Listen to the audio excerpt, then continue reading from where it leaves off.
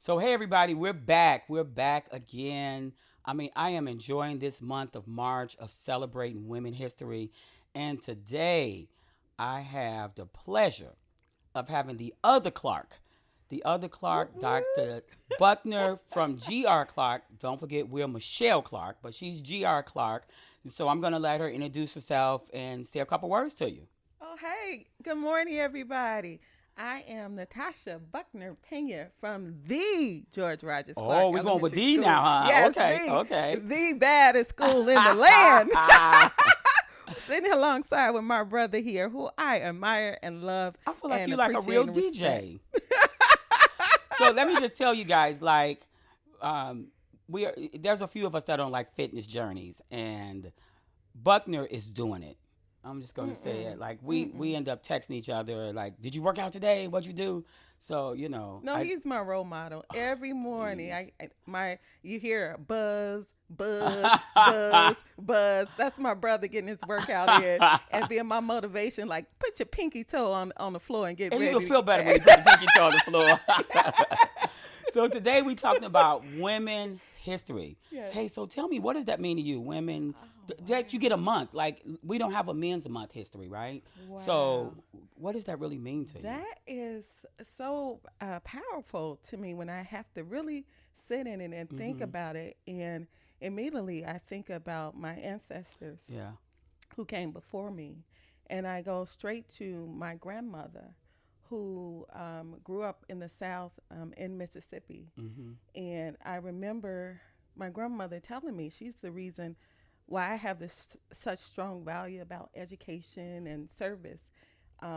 She said, "That's one thing that people can't take away from you, Yeah. and that's your education." And so, if I didn't have anything else, that I knew that I had to go to school and to figure out how to be of service to I people. always Cause tell people we are yeah, in the school, so that's why you hear the bell. The bell will yeah, ring. In and 4 minutes it'll ring again, so no we'll keep worries. going. And the service part, I think about my grandmother was a maid, Mm-hmm. and she was a maid at the Palmer House downtown Okay. Chicago. And so, raising about 10 or 12 kids, because back then it was Oh yeah. standard to have Yeah. large families, but it was a lot, but also being supportive for her grandkids. So my mom worked two jobs, Mm-hmm. and I spent a lot of time with my grandmother. So I'm a grandmother kid. I think everybody is a grandmama kid. Like, very few people I've met that are not.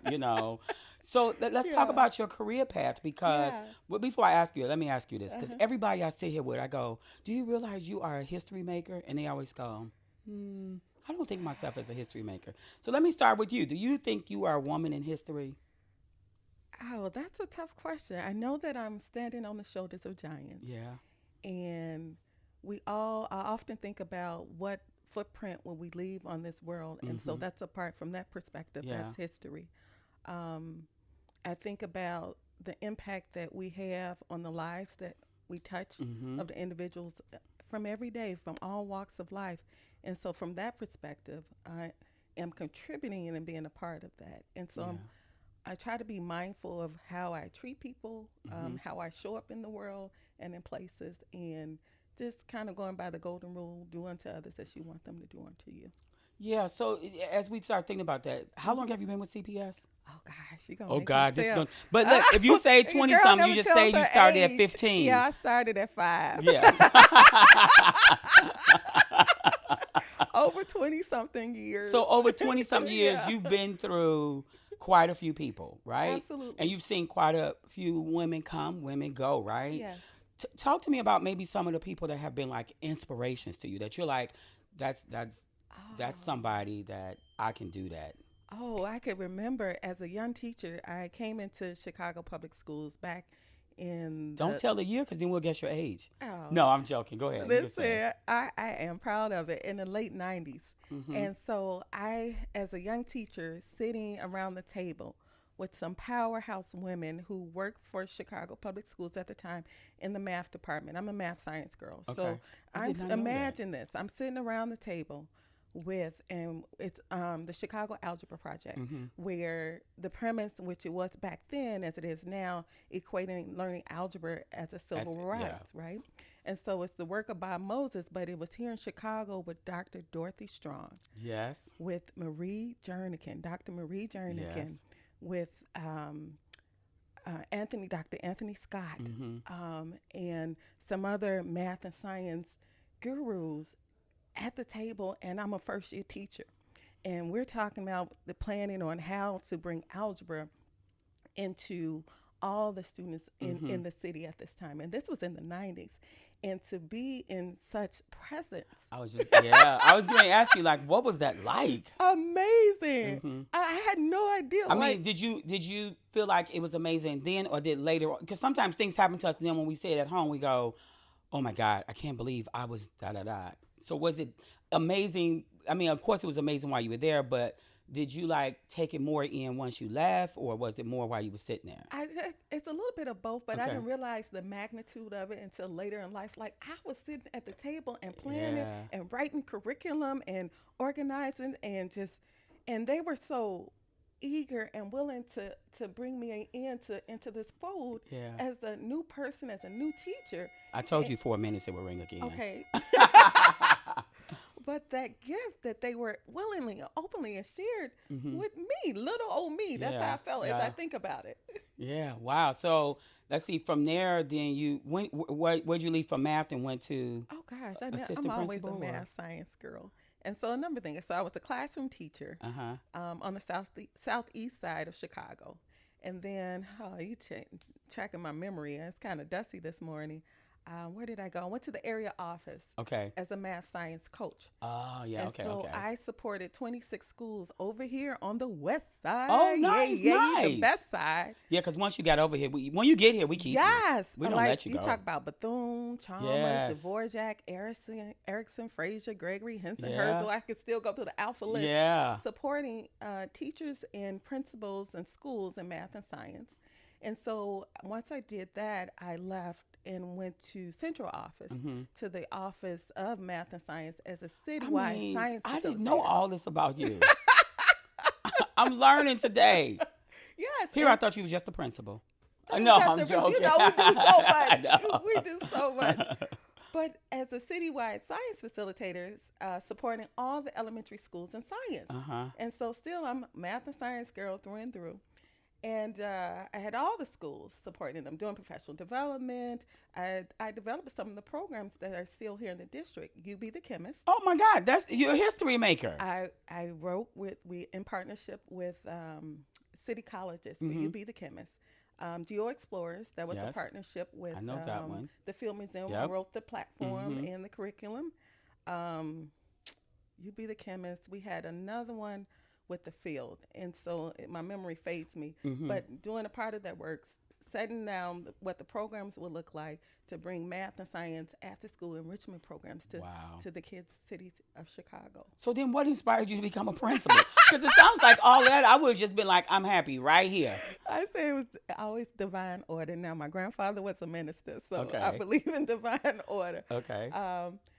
Inspiration as a principal. So I went on to the north side and opened up a $40 million school as an assistant principal in the Orthodox Jewish community. Okay. Oh my And God. it was called Modern Schools Across Chicago. It was back in, I think, 2012. And So you left CPS and went. no, it was a CPS school. Oh, back okay, then. okay. It was under Mayor Daley. Okay. It was a modern state. The district had started an initiative called Modern Schools Across Chicago. Okay. And they were developing new schools back in 2012. And West Ridge was one of the schools where I was at, and then Lorca. So we were in an incubation period for about a year in the area office. Okay. For me, it was area 2 while they were building the schools. So I went in the construction. Oh wow. In terms of ordering all the materials, remembering to order baskets, garbage cans for classrooms, to picking out what Stuff the that a principal that tables walks in would look already was like, this Yes. has been here. In the Yeah. media center, hiring staff from every component that you can think of. Now, comes to what open a made school. you like? The principal thing? I'm still figuring out. Like, it sounds like you were just doing the thing with this math and science. Like, that you were like, okay, I'll go and open up a school. Okay, I'll be an assistant principal. It's just and I get the divine order, but I'm just Yes. saying, like the opportunity open and you were just kind of like, let me. So here's I was talking to Ryan earlier. I'm like, what do you want to do long term? I always had a long term goal. Mm-hmm. And one of my long term goals was to become Secretary of Education. Okay. But I've always felt that I wanted to learn the different levels of the work to Okay. make informed decisions about policies, Mm-hmm. about schooling, Yeah. and from that perspective. So I've always wanted to do that in my journey. Okay. And so, but when I got to principalship, and I've been doing it for what 12 years now, just got another contract. Thank Congratulations. you. Um, it's been heaven, to be honest. It's a diamond, Mm-hmm. and I love the many facets of it. And I have a great team that we do this work on behalf of kids, and it's so inspiring. It's tiring, Absolutely. absolutely, but I wouldn't trade it in for the world. You know that's so. Do you think that you inspire others at your school to, especially we seeing girls too, like to think like, man, I want to I want to be a doctor and I want to have a school or I want to get into education. I hope so. I want to. I try. Part of our work, and so it's funny that you say this. This month we are celebrating Women's History Month, Mm-hmm. but we also are celebrating college careers Yeah, and through our March Madness. And so we are exploring a variety of careers and absolutely education. And I call them Doctor this and Doctor that because I believe we speak things into existence. absolutely. And so, absolutely. And then I wear my sorority things as well. So we're talking about colleges and universities. Ah, because you know that I think that's so important because and let me say why this is so Mhm. important and that I'm so honored that you're here is because a lot of times when we talk about black history or when we talk about women in history or we talk about whatever we always talk about like so one of the things that I think that is so important is that when we always talk about history so when we Mhm. talk about black history month when we talk about women's history month is sometimes we always reach all the way back Mhm. and so like we'll talk about black history and even when you looked at the CPS website they had Harriet Tubman, Dr. Martin Luther King and Frederick Douglass. Mhm. But I always think about we have heroes that are making history now. Agreed. And so that's why I'm so honored that you came because Mm. you're a hero making history for women's history. Ah, And sometimes we can be overshadowed by, because Rosa Parks sat in the front. But there were other people who tried it and gave their life for her to keep going.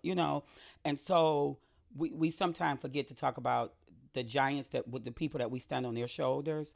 But also we sometimes forget the living history makers because we focus on the past and not where we're going that because that's the next level, right? yes. So if Dr. Martin Luther King hadn't come out, we wouldn't be able to do this part. If some people hadn't have gotten hosed when they were standing, we wouldn't be here. And some of those people we don't know, right? Yes.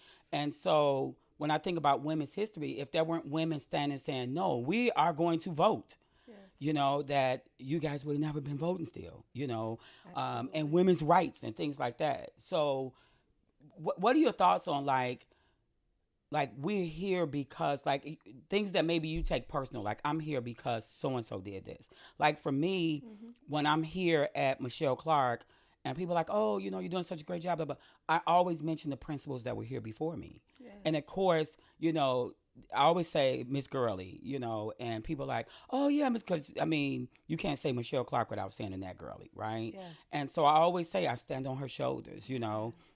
And so I still keep up with her. Marinetta Beverly, I Yes. still try to talk to her. I talk to her daughters and, try to keep up. Then you have Beulah McLeod.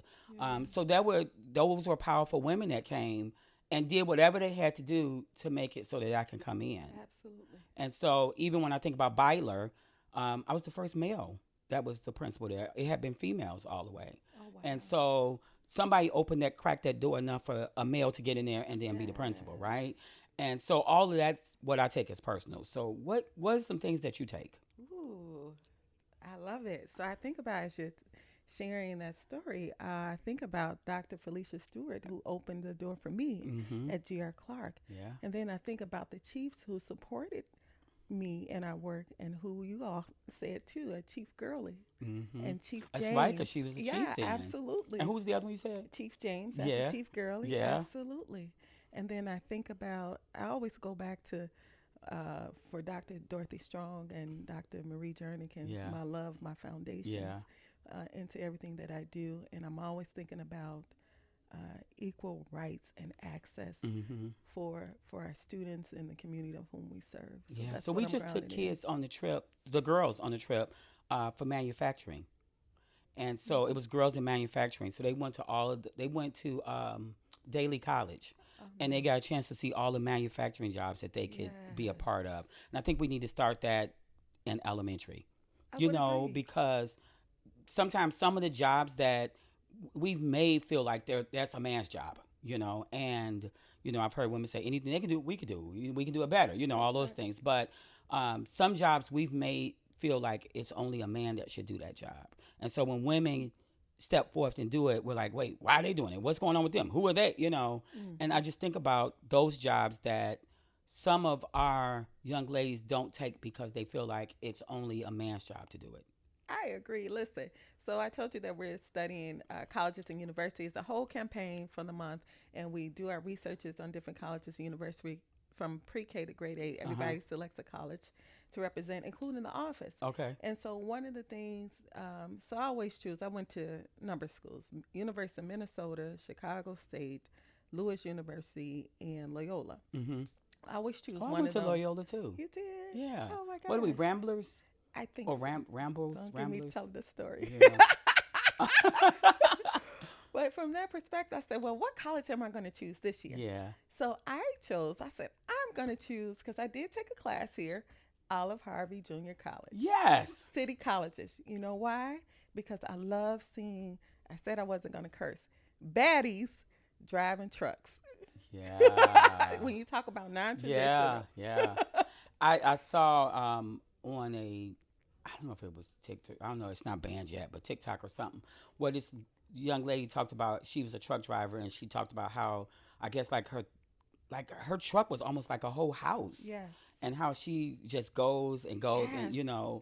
and that she's totally fine with that, Yes. And I'll say this last piece on that Mm-hmm. though is that, like you said, back then with your grandma, they all had to have all these babies and everything, right? Yes. And so as we gotten older, we used to look at, wait, you don't have no kids?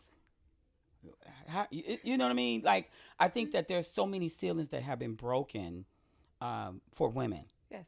and I'm like excited for it. Like this has been probably like the best podcast for me, Oh. because I've been able just to talk about like the great things that women do and how they really helped us as men. Because But we need y'all. but I don't take nothing away from us as men, but how they really helped us. Like, I think about, even most of us guys are like, I don't need to go to a hospital, I'm good, I don't need to go get a checkup. Yeah. And it's women who Sad. push us to the doctors. It's Absolutely. women who then say your blood pressure's high, or da da da, because we just think that we're invincible or whatever. And Yeah, you remember so, that boxing class took you oh to? my God, I that was drug you horrible to. for me. I was so real quick. She takes me to a boxing class, and they're all boxing, and they're trying to tell me what to do.